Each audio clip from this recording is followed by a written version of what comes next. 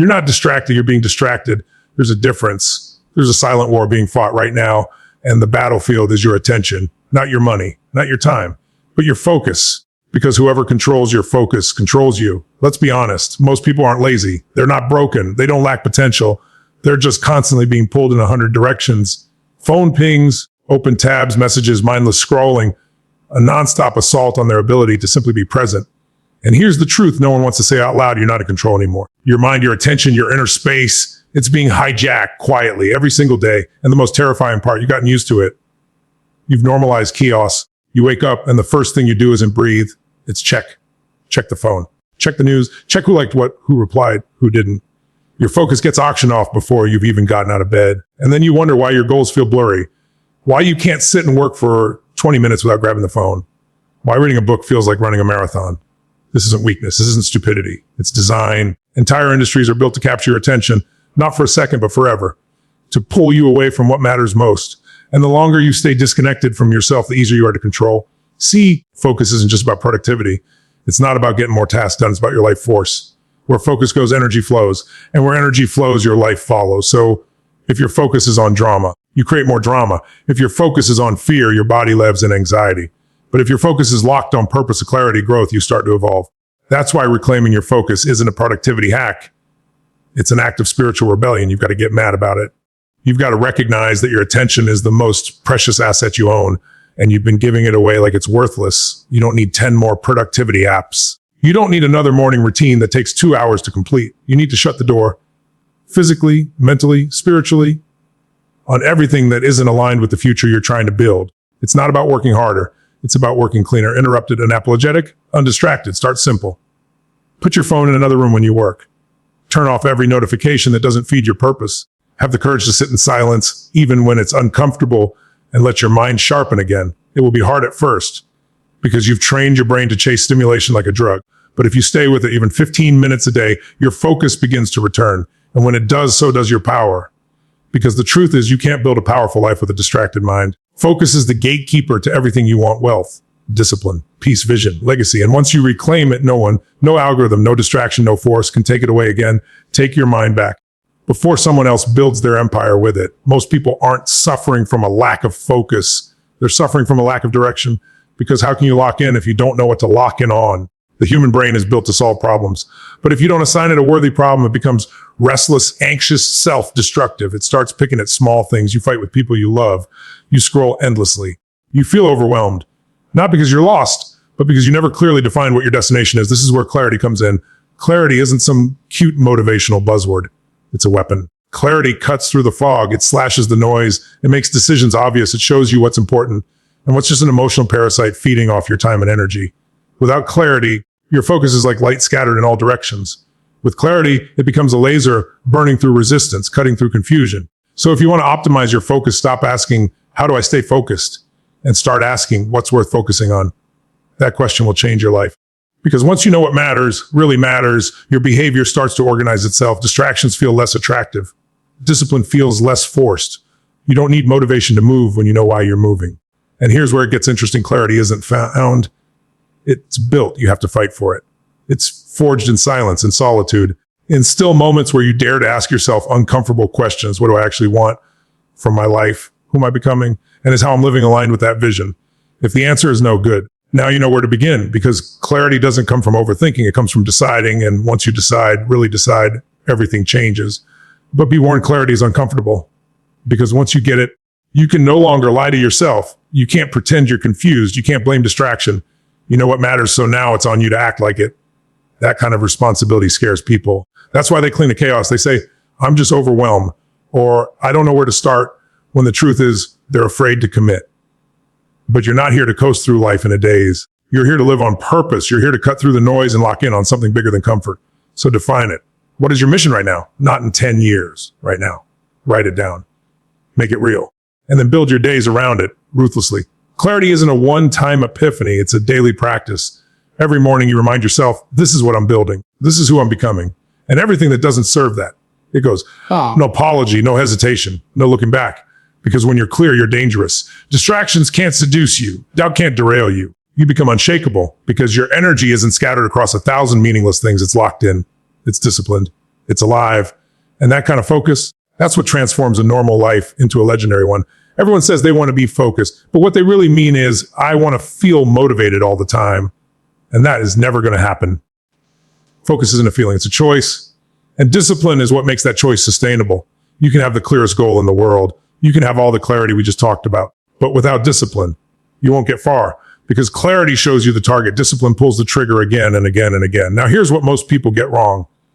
They think discipline is about force, about grinding it out, about being hard on yourself until you crack. No, that's punishment, not discipline. Real discipline is structure. It's rhythm. It's flow. It's giving your mind and body something to trust. Something that says, no matter how I feel, this is what I do. And that's where rituals come in. Your rituals are the roots that anchor your mind. They train your brain to shift gears, to stop floating, to lock in. Because the subconscious doesn't listen to your words. It listens to your patterns. When you wake up and follow the same morning routine every day, when you sit down to study or work at the same time in the same place, when you move from intention to execution without negotiation, your brain starts to understand, this is who we are now. This is what we do. You don't need motivation when you've built rituals. You just show up and the ritual activates you. It turns on internal switch. It says it's time. But here's the truth. Nobody tells you discipline is boring at first. It's not sexy. It's not thrilling. It's not instantly rewarding. And that's why most people quit. They chase novelty. They chase excitement. But greatness isn't built on dopamine spikes. It's built on repetition. It's built on showing up, especially when you don't feel like it. Now listen closely to this. The people who achieve elite levels of focus, success, creativity, they're not superhuman. They're ritualistic. They've engineered their days to protect their attention. They've eliminated decision fatigue. They don't ask, should I do this? They say, this is what I do.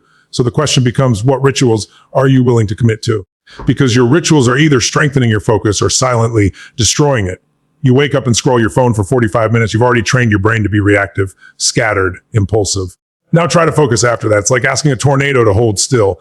But if you wake up, hydrate, move your body, journal your goals, set your intentions, you've primed your mind to be calm, alert, centered. And that's the game. Discipline isn't restriction. It's liberation. It's liberation. It frees you from your own chaos. It says, I don't chase feelings anymore. I lead them. And so build your rituals like your life depends on it, because in many ways it does. Focus isn't something you turn on once a week when you feel inspired. It's something you train every single day through small, consistent acts that no one sees, but that quietly rewire who you are. And when discipline becomes your default, you don't just focus better, you become better. Every version of your future self is waiting behind your habits. So make them strong, make them sacred, make them non-negotiable, because in a world addicted to distraction, discipline is your superpower. Let me ask you something real. When was the last time you sat with yourself in absolute silence and just listened? Not to your phone, not to your notifications, not to the world screaming for your attention, but to you, to the whisper inside that's been buried under all that noise. You see, focus isn't just about doing more. It's about removing more. You're not struggling to concentrate because you're lazy. You're struggling because your attention is being hijacked every second of every day by things that don't matter. Algorithms, headlines, trends, comparison traps you've been taught to consume endlessly. And it's drowning the one thing that can save you, your inner voice. We're living in an age of input overload. You check your phone before you even brush your teeth. You listen to 5 podcasts a day, watch reels between tasks, reply to messages mid-thought. And then you wonder why you can't focus, why your brain feels like it's on fire by noon. It's because you've allowed everything in. And here's the thing about the mind. It wasn't designed to be an open gate. It was designed to be a filter. But when you stop filtering, when you consume more than you process, you short circuit your clarity. Your mind becomes a battlefield of other people's thoughts, other people's agendas, other people's lives. And slowly, without even realizing it, you stop hearing your own. You stop knowing what you believe. You stop remembering what matters. And worst of all, you stop trusting yourself. So how do we fix this? You cut the noise. You reclaim your mental space like it's sacred territory, because it is. You create intentional moments of stillness, of silence, of disconnection, not because you're avoiding the world, but because you're centering your power within it. When you unplug, even for 15 minutes, and let your mind breathe, something incredible happens. The fog begins to lift. Your thoughts settle. Your nervous system calms. And suddenly, what felt chaotic now feels clear. You start to see what's yours and what was planted by everything outside of you. Now, this isn't about becoming a monk. This is about protecting your focus the way a warrior protects their sword. Because every distraction is a thief. And they don't just steal your time, they steal your potential. If you truly want to operate at a high level, you have to be intentional with what you allow in. What you see, what you hear, what you read. Your input is your programming. Garbage in, garbage out. But here's the beautiful part. When you reduce the noise of your thoughts get louder, your vision gets clearer, and your ability to focus becomes almost supernatural. You don't need more apps. You need fewer voices. You don't need better playlists. You need moments of silence. Because in that silence, you'll find something no algorithm can ever give you yourself. And that self is where all your power is. So protect it, guard it, feed it only what it needs to grow. Because the world will always be loud. But your focus, your future, depends on how well you quiet it. Make stillness your secret weapon. Make silence your strategy. Because when you learn to listen inward, you become unstoppable outward. You're trying to change your life, but you're doing it in the same room where you broke 1,000 promises to yourself. You want to stay focused, stay sharp, stay disciplined, but everything around you is silently working against you. And you wonder why your willpower runs out. Here's the truth. No one tells you your environment is stronger than your motivation. You can wake up every morning and say, today I'll be focused. But if your phone is the first thing you grab, if your workspace is cluttered, if your notifications are ON and your boundaries are OFF, you've already lost because your mind is reactive. It adapts to the energy, the cues, the patterns around it. If chaos surrounds you, you will think chaotically. If distractions surround you, you will become distracted. You don't rise to the level of your goals. You fall to the level of your systems. And that's the battleground most people never see. They think self-control is about fighting themselves, when in reality, it's about designing the battlefield so the fight is easier. If you want to control your mind, start by controlling what it's exposed to. Ask yourself, what do you see the moment you wake up? Is it a screen filled with noise or a journal filled with direction? What's your study environment like? Does it breathe focus into you, or does it drain you before you even begin? Look at your digital space. Are your tabs clean, your phone on silent, your workspace sacred? Or have you given your attention away to apps that profit from stealing it? This isn't about perfection. It's about intention. Start by designing micro environments that reinforce the mindset you want to build. If you want to study, make your study space look like a temple for deep work, not a cut you scroll on. If you want to train discipline, put friction between you and your bad habits. Delete the shortcuts, log out, unplug. Make your distractions expensive. And then make your focus automatic. Use visual cues, set rituals, anchor your behaviors. One water bottle on the desk might remind you to hydrate. One sticky note with a quote might keep your purpose visible. One cleared desk might signal your brain, let's go time. You see, your environment doesn't just influence your focus, it programs it. Think of it like this. If your mind is the software, your environment is the operating system. You can run the best code in the world, but if the system is broken, it'll crash. So fix the system. Because once you create the conditions for focus, the behavior becomes natural. You don't have to force yourself to stay on task. The environment pulls you into clarity. That's how the top performers operate. They don't rely on motivation. They rely on structure. They don't wait for focus. They design for it. So here's the question. Are you designing a space that aligns with your future? Or are you living inside the shell of your past? You can't build a new identity in an old environment. If you want to step into a focused, powerful version of yourself, create a space that reflects it. Because once your environment starts speaking the language of focus, your mind will follow. And once your mind follows, nothing can stop your momentum. Most people treat focus like it's a gift some people are born with. They say, I just can't concentrate, like it's a curse they were given. But focus isn't magic. It's not luck. It's not something the world owes you. Focus is a skill. And like every skill, it must be trained. Think about this. If I asked you to run a marathon right now, could you do it? No. But would you say, I guess I'm not a runner, and quit forever? Of course not. You train, you build the endurance, you'd start small, stay consistent, and grow stronger. The mind is no different. Focus is mental endurance. And right now, most people are mentally obese. They've fed their brains with constant stimulation, 5-second videos, endless scrolls, dopamine on demand. They've trained their minds to be addicted to novelty, to run away from silence, to collapse under the weight of boredom. And then they wonder why they can't study for 10 minutes, why they pick up the phone without even thinking, why they can't hold a thought long enough to finish a page. It's because they never trained. You see, attention, true attention, is brutal at first. It forces you to sit in the discomfort of stillness. It makes you confront the chaos in your own head. It shows you how weak your mental muscles really are. But here's the good news, E. You can strengthen them. Start small. Set a timer for 10 minutes. One task, no distractions. Do that every day, then stretch it to 15, then 20.